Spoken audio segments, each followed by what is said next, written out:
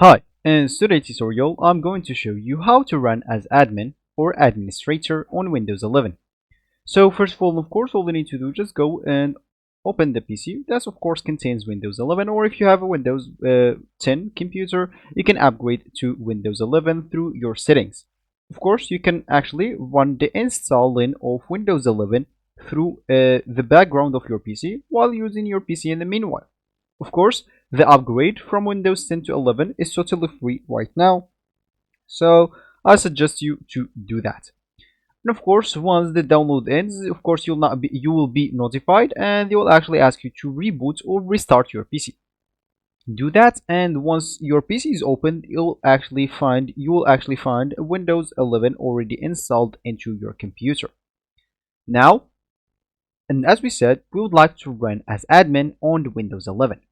So of course, everything you need to go is just to go to the app or whatever you would like to open as administrator or admin.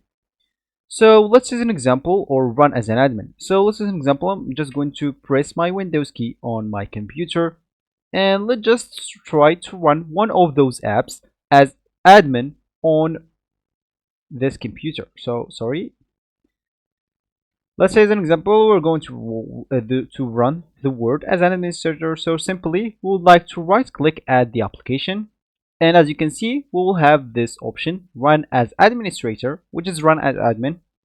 And now, as you can see, do you want to allow this app to make changes to your device, verified publisher, which is Microsoft's cooperation, and file origin just on the hard drive of this computer. Of course, you can see more details if you want. And if you want to open it or run as administrator, just click on yes and you will be actually good to go. So that will be actually for this tutorial. I hope you like it. Thank you guys for watching, and goodbye.